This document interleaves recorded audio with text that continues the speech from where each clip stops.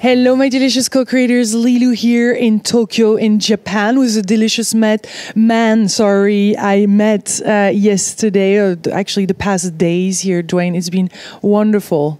Very intense. A few days here in Japan. Yes, around the Fuji Declaration and the Saionji family that put this event together. And here we met around the Symphony of Peace Prayer, not far from Mount Fuji and in Tokyo, to speak of what really can be created in these times. And you're such a wonderful being, let me tell you. I just love connected with you. I love your energy and your just definitely connection to the universe depth, and who you're being is absolutely lovely. You're sweet, you're kind. Yeah, this is, I really mean it. And this is what, when I meet people like you, I just want to take my microphone and share that with you guys, because this is how we grow. And this feels good when we see two human beings connecting on that level. And then I found out that you wrote The Living Universe, and you've wrote many books, and you're actually extremely famous in for all your teachings, and you've been supported by a huge famous two best-selling authors. So we're going to get into this conversation, Duane. All right. There's one thing that I just read, like spirituality as intimacy, and I want to get right in there with you. What do you mean by that? Spirituality is intimacy with a living universe. That if the universe is alive and we enter into an intimate relationship with the universe, that experience of oneness and celebration of our connection with the aliveness that surrounds us is what we call spirituality. So that's exactly how you define it. Yes. And tell us, just going back so that we really get on the same grounds here, the living universe. When you say living universe, what do you mean exactly? So this is like a body, a human being, more than 2,000 years ago, Plato said, the universe is a single living creature that encompasses all living creatures within it. So the universe is a unique kind of living creature. And here we are, living creatures that live within this larger entity, a living universe.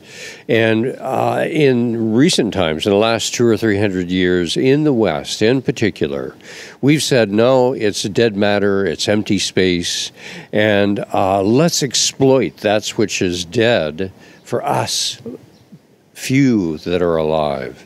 And out of that came the Industrial Revolution. Out of that has come the exploitation of the earth, and out of that has come the American dream, which is really now the world's nightmare as we overconsume the earth.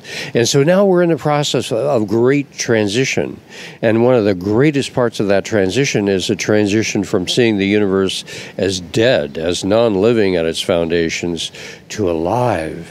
And if it's alive, well, then we can revere the aliveness. We can respect the aliveness. We can look for the juice in the aliveness. And the juice is not in the material side, it's in the non-material side, in our relationships with other people, in our relationships with nature, in our relationships with our own creative life contributions with family and so on. Yeah, so this is more than just on this earth plane. We're talking of a cosmic connection.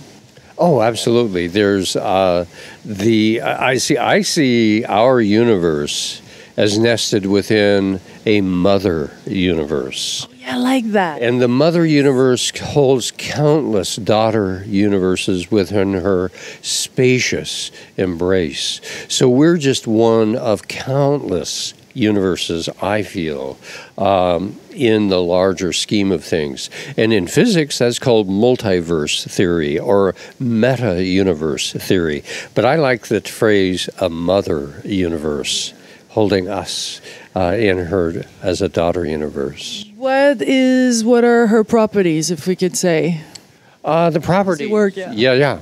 Of the universe. First of all, it's unified as whole. It's not a bunch of just fragments and pieces, that this is a whole unity. And that is now being discovered in science. That's unequivocal. It's a unified universe. Secondly, it's filled with enormous amounts of energy. Just tremendous amounts of energy are flowing through the universe. Thirdly, the universe has freedom at the foundations. If we go to quantum physics says there's not certainty, there's probability, and it means if there's probability, there's choice. If there's choice, there's freedom. In addition, there is the capacity for the universe to reproduce itself.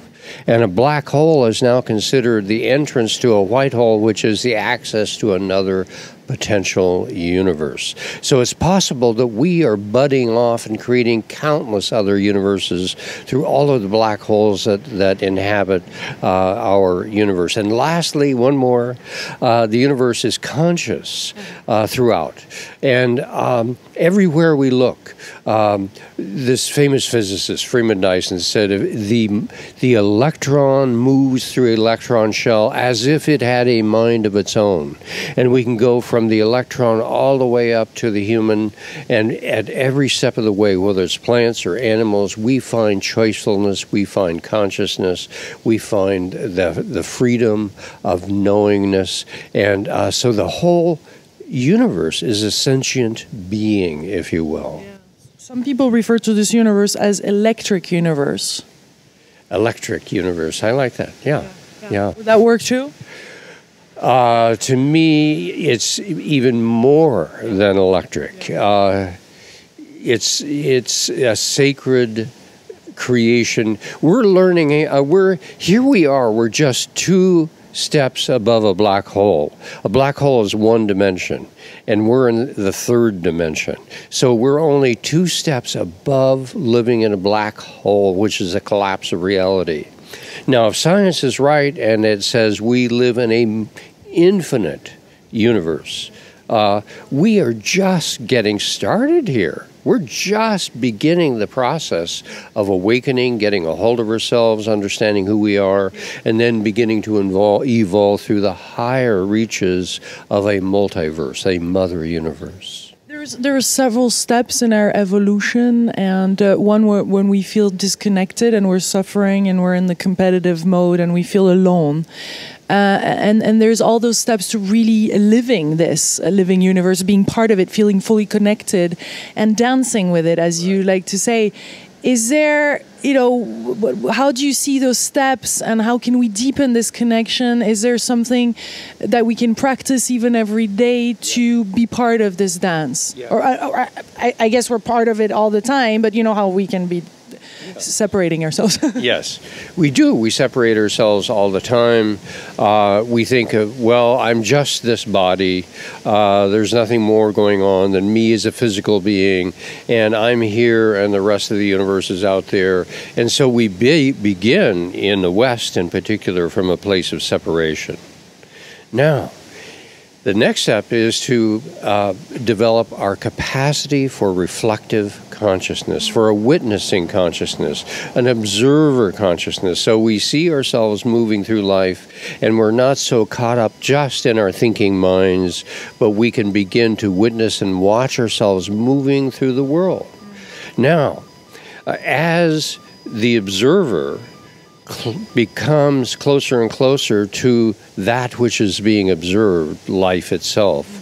When the observer and observed come together, we become at one with all. We become a part of the ocean of reality, if you will. And then a compassionate relationship with the world emerges naturally, because we experience ourselves as a part of a living whole. So it's not anymore this universe is against me, there's something wrong here about me, or this person is really is on me. Like, we're not these victims anymore. There's no coincidence. Right. We are dancing then with the aliveness of a living universe. And I think that's why we're here. We're learning how to live in a living universe. In the East, sometimes they say, well, life is suffering. In the West, they say, well, no, life is really pleasuring. But if you put those two together, it's a life of learning. Sometimes learning is painful, sometimes learning is pleasurable, but all the time there's learning. There is part of being alive and part of being human being. I guess we can relate a little bit like that to this universe. So there must be, how do I say this? There must be. Is there some things that is imperfect about this living universe, like us human beings, or that has part of it that has even cancer or disease or something that needs nourishing, or is this absolute wholeness? Well, the word perfection. One definition of the word perfection, it means complete, whole, and without omission. Complete, whole, and without omission. That means everything that exists is a part of the perfection of reality. There is nothing so the dark side, the shadow side, the hard parts of life and so on, that's a part of the perfection of the universe. And to say, no, it's only the good part, and is to not have a world of perfection that's whole, complete, and without omission. You sound like you know exactly what you're talking about. It's been many years of deep inquiry. You had to go through some huge chunks like most of us are doing, or did you always feel like that? I mean, you had many careers in one already that I know. Well, it's been a lifelong process of learning, truly, and I think we all ultimately go through a dark night of the soul if we're going to come out the other side in genuine celebration of our living in a living universe. If it's authentic, if it's real, if it's felt, if there's real love there, the love emerges out of the dark night of the soul when we really begin to transcend the sense of limitations of a physical body and recognize that we are in a dance of aliveness with a living universe. It's like a big reset. Rebooting the whole system. Rebooting the whole system, yes. Tell us about some specific experience you went through, so that we can deeply relate. I mean, we can deeply relate to who you're being, for sure. Yeah. But maybe some specific things that comes to mind? Well, at one point in 1977, 1978, I dropped out of professional work, and I spent a half year in meditation by myself. And that half year in meditation ultimately awakened a new sense of the universe, a new sense of myself, and my life has never been the same since. Life will never be the same. This is a beautiful song. I love it. Tell us more about this part of the dancing. Dancing when things are not exactly showing up as we would like them to. Dancing when disease show up or divorce show up, job loss, all this stuff. It's all part of the learning. It's all part of the learning. If there were no difficulties, where's the learning? The learning is in the challenges that we meet, and in the challenge we find discovery and deeper parts of ourselves and new ways of relating to the universe, to other people, to our own creativity, and so on. So that is something to embrace rather than push away. Even as difficult as that is to say that, to embrace the difficulties of life. Nonetheless, I think the universe is inviting us to do that in a compassionate process of discovery. It seems like personal integrity and being honest with ourselves, truthful with ourselves, is a huge step, and ultimately really where we need to do the work to realign, because this is like this unconditional love is really first and foremost for us, to live. Because if we want to create something that is more aligned, then we have to say no to some other things. Honesty, truthfulness. We won't come into alignment with reality as it is unless we are honest about ourselves and about, our own discomforts and disconnects and all the rest. So honesty is essential to discovery. Yes. Is there some other aspects of us, like we just spoke of honesty, but is there some other things that we can practice daily like that to really having this blast and living in this living universe? Yes. Okay, now we talked about meditation. We talked about, but that's just a word. Meditation means paying attention. So one thing we can do is walk through life paying attention. Another thing we can do, and a dear friend here at this gathering was saying he tries to say thank you at least 25 times a day. Thank you, thank you, thank you. So gratitude. Practicing gratitude brings a sense of humility and a sense of openness to the world as it is. We can practice developing our unique resonance, if you will. We're all a body of music. This whole universe is a body of music, if you will, deep down, string theory and so on. And so you have a unique orchestration, I have a unique orchestration.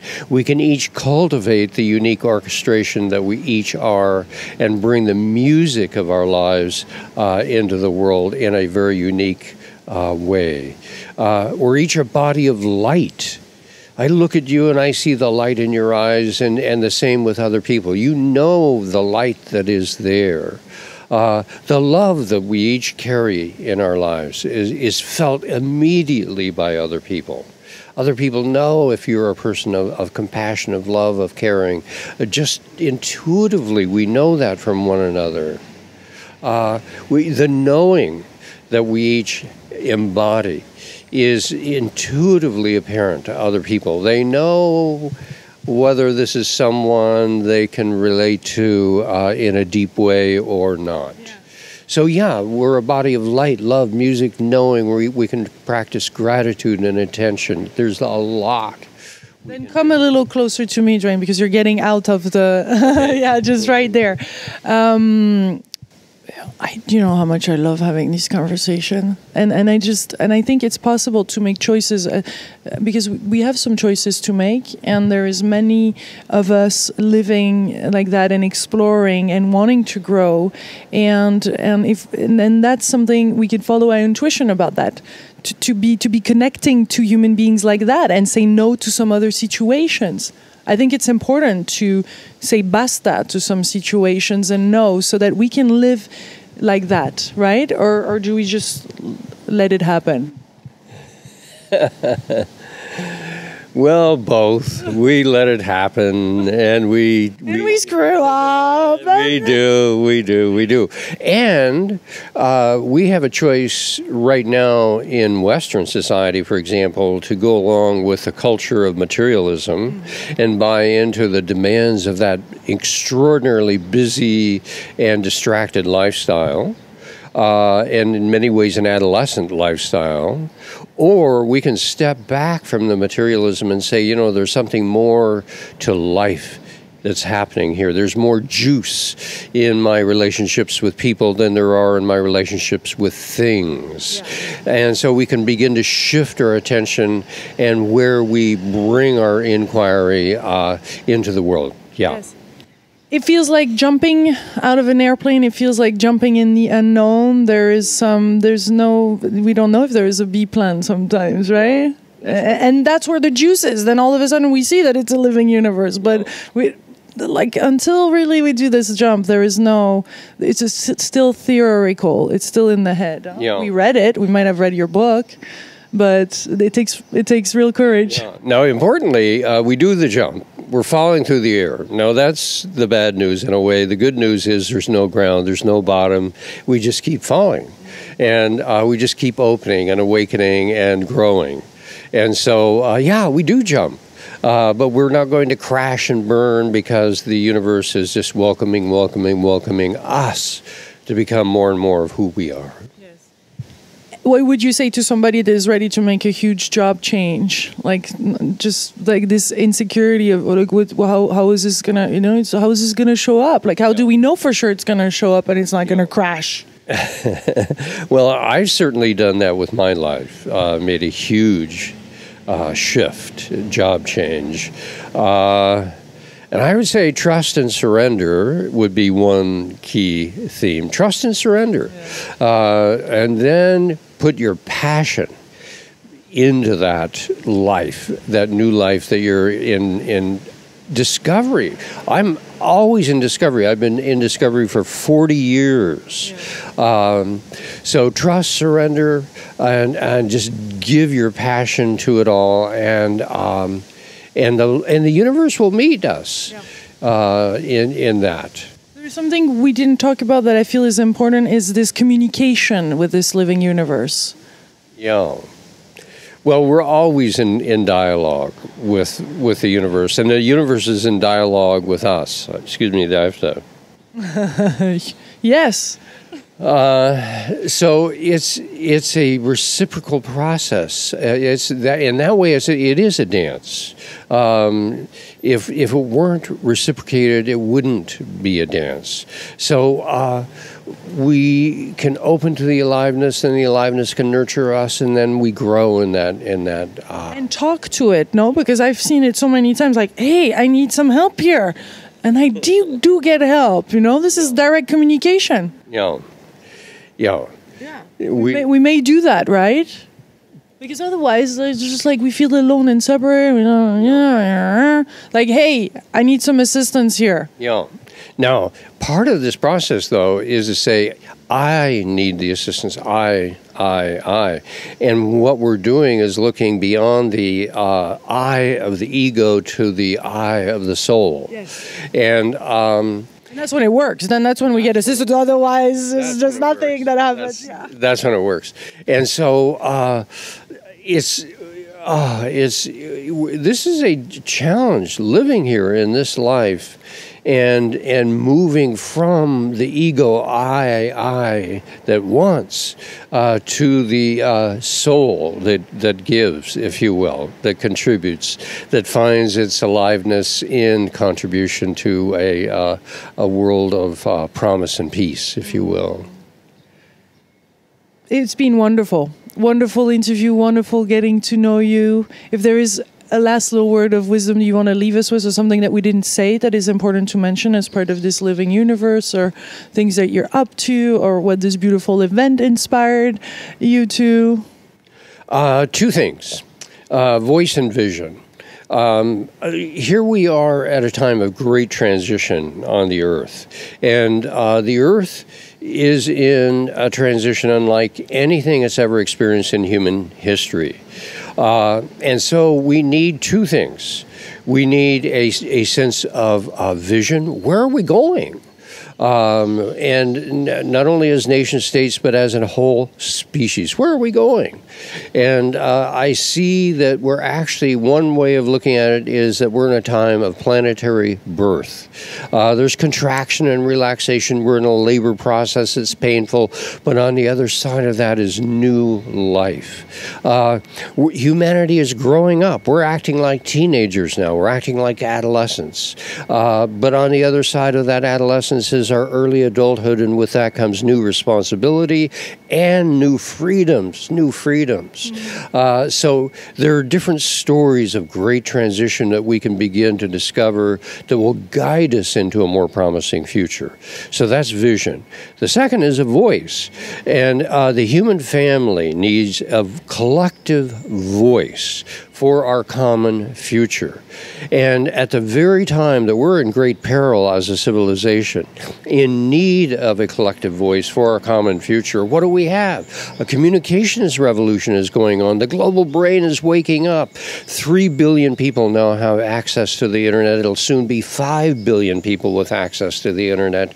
We can have a collective voice for our common future if we choose to use the technology that's already there to begin to talk to ourselves as a collective human family about where we want to go and how we want to get there.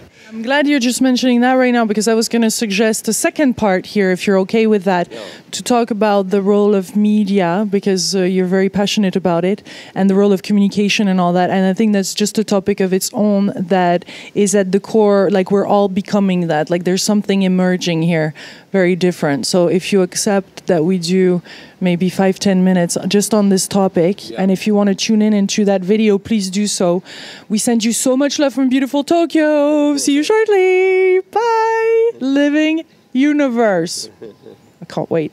Big kiss. Bye.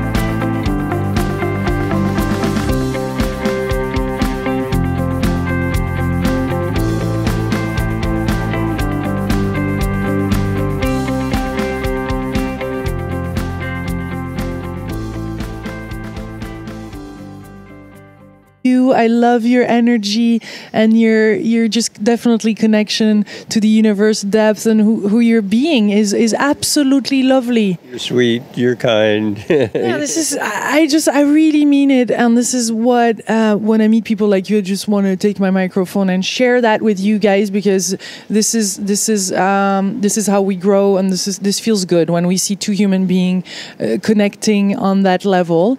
And then I found out that you wrote The Living Universe, and you've wrote many books, and you're actually extremely famous in for all your teachings, and you've been supported by a huge famous two best-selling authors. So we're going to get into this conversation, Duane. All right.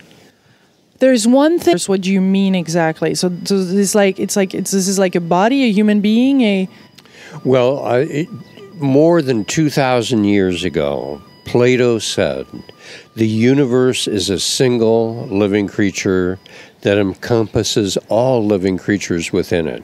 So the universe is a unique kind of living creature. And here we are, living creatures that live within this larger entity, a living universe.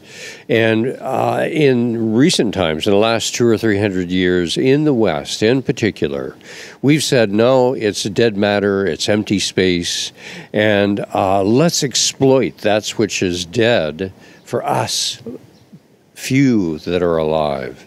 And out of that came the Industrial Revolution. Out of that has come the exploitation of the earth, and out of that has come the American dream, which is really now the world's nightmare as we overconsume the earth. And so now we're in the process of great transition.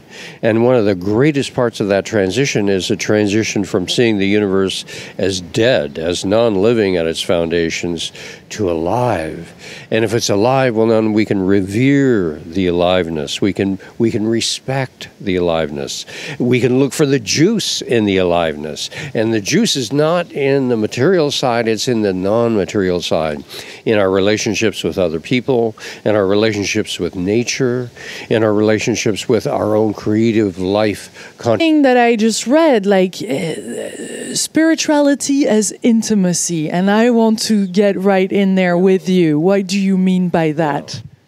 Spirituality is intimacy with a living universe. That if the universe is alive and we enter into an intimate relationship with the universe, that experience of oneness and celebration of our connection with the aliveness that surrounds us is what we call spirituality. So that's exactly how you define it. Yes. And tell us, just going back so that we really get on the same grounds here, the living universe. When you say living universe,